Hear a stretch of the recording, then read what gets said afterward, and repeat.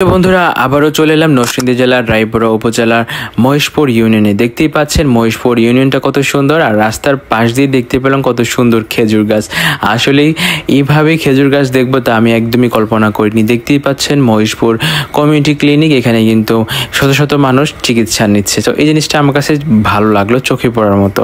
তো দেখতেই পাচ্ছেন এইখানে কত সুন্দর একটা পরিবেশ। আসলে গ্রামীণ পরিবেশটা কার না দেখতে ভালো লাগে, গাছপালা, একদম নিরিবিলি একটা পরিবেশ, সবাই এখানে মিলেমিশে আছে, একে অপরকে ছাড় দিচ্ছে।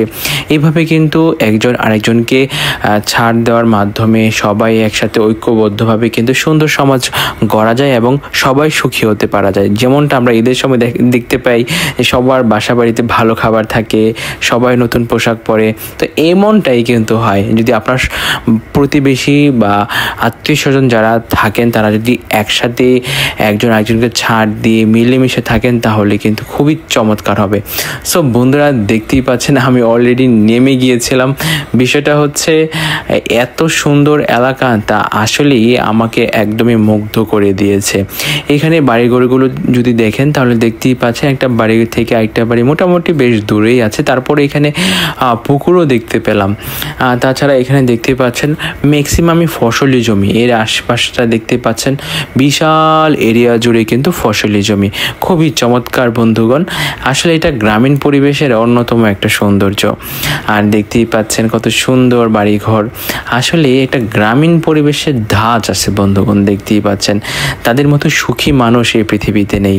আসলে তারা ফসলি জমি করবে, তা মাঠ থেকে ফসল নিয়ে আসবে, ঘরে তুলবে, বিক্রি করবে, খাবে। মানে কৃষি প্রধান দেশগুলোতে যেমনটা হয় আর কি, কৃষি প্রধান দেশগুলোতে কিন্তু ওই রকম চাহিদা থাকে না।